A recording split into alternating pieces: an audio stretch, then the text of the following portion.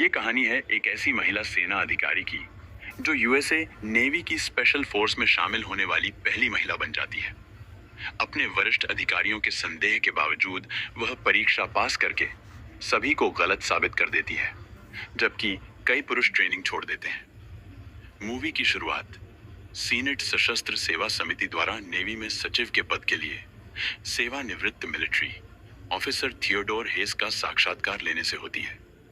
इस समय जिस विषय पर चर्चा हो रही है वह है नेवी में महिलाओं को दी जाने वाली सीमित भूमिका, और हेस इस रुख का बचाव करने की कोशिश करती है। अचानक इस सुनवाई की अध्यक्षता कर रही टेक्सास की सीनेटर लिलियन डे हेवन हेस के आधे अधूरे भाषण को बीच में रोक देती है। वह उनके तर्कों का खंडन करती है और कहती है कि मिलिट्री में महिलाओं के प्रति नेवी का रवैया ऐतिहासिक रूप से खराब रहा है। सीनेटर अपनी रिसर्च पर जोर देती हैं और रिपोर्ट के कुछ अंश पढ़ना शुरू करती हैं। इसमें उच्च पदस्थ नेवी ऑफिसर्स के रिकॉर्ड किए गए बयान हैं जो महिला सैनिकों को कम सक्षम के रूप में चित्रित करते हैं। साथ ही अक्सर महिलाओं के प्रति द्वेषपूर्ण टिप्पणियां करते हैं। इस विस्फोटक सुनवाई के बाद नौसेना तुरंत डे हेवन के साथ एक निजी बैठक के लिए बुलाती है। वह बैठक के लिए सहमत हो जाती है और जल्द ही अपने कार्यालय में रक्षा विभाग या डीओ के अधिकारियों के साथ बैठती है। हालांकि डीडी के लोग नेवी में महिलाओं को शामिल करने के सख्त खिलाफ हैं और डे हेवन के प्रयासों को विफल करने की एक योजना लेकर आए हैं। वे उसे एक एकीकरण योजना प्रस्तुत करते हैं जिसमें कहा गया है कि यदि कोई महिला प्रशिक्षु नेवी द्वारा निर्धारित किसी भी मूल्यांकन प्रोग्राम को पास करने में सक्षम है तो वे उसे अपने रैंक में शामिल होने की अनुमति देंगे। डे हेवन को एहसास होता है कि यह एक जाल है, क्योंकि रक्षा विभाग महिला कैडेट के लिए सबसे कठिन प्रशिक्षण कार्यक्रम चुनेगा और उसे एक एग्जाम्पल बनाएगा। लेकिन वह फिर भी इसके लिए सहमत हो जाती है, क्योंकि वह जानती है कि इस प्रोग्राम से बनी चर्चा उसके करियर में ही हेल्प करेगी। सीनेट कार्यालय के बाहर रक्षा विभाग के अधिकारी हेस से मिलते हैं और चर्चा करते हैं कि उन्हें डे हेवन की महिला प्रशिक्षु के लिए कौन सा प्रोग्राम चुनना चाहिए। वे यूएस नेवी कंबाइंड रिकनेसान टीम या सीआरटी पर सहमत होते हैं, जो एक कठिन चयन ट्रेनिंग, इसे नरक सप्ताह के रूप में लेबल किया जाता है। इन पुरुष अधिकारियों का दृढ़ विश्वास है कि कोई भी महिला पहले सप्ताह से आगे नहीं बढ़ पाएगी।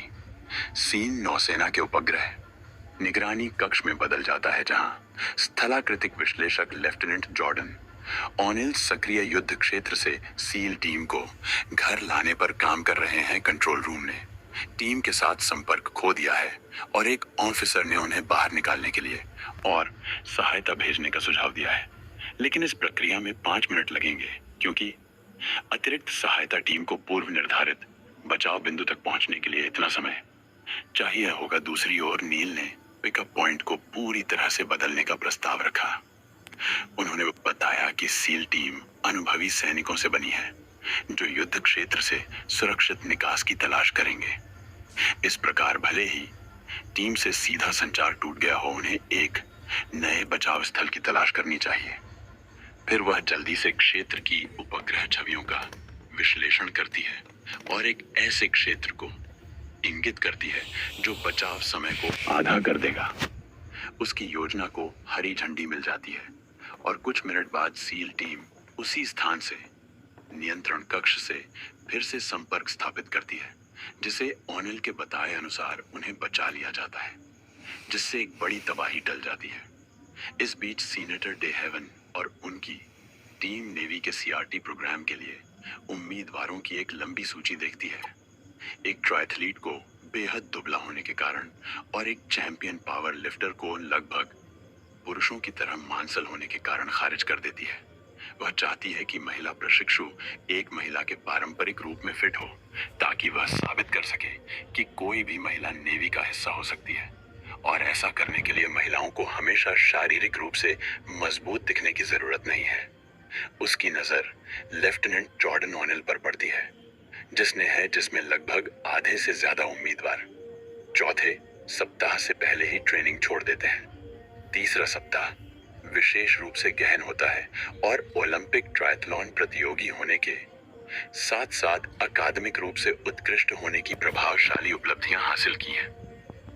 वह पारंपरिक रूप से स्त्री होने के मामले मेड हेवन के बिल में भी फिट बैठती है।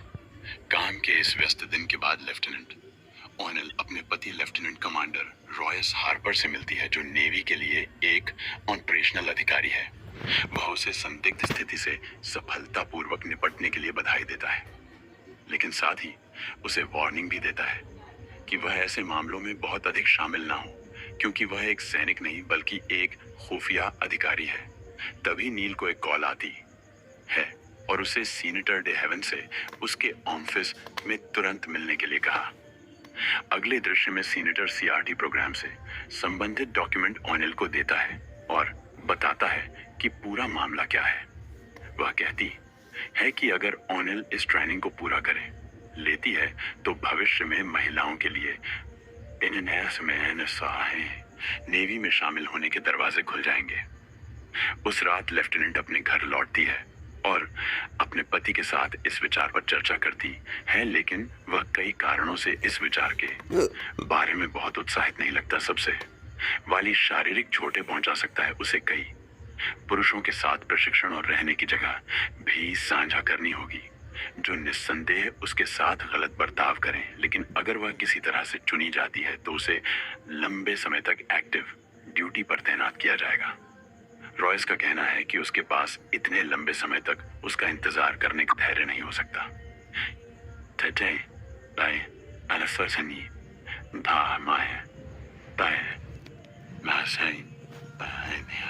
को दुखी करता है, जिसे लगता है कि उसका मंगेतर उसकी क्षमताओं और उनके रिश्ते को कमजोर कर रहा है। वह अब सभी को गलत साबित करने के लिए और भी दृढ़ है और सीआरटी कार्यक्रम के लिए नामांकन करती है। कुछ दिनों बाद वह ट्रेनिंग सेंटर पहुंचती है।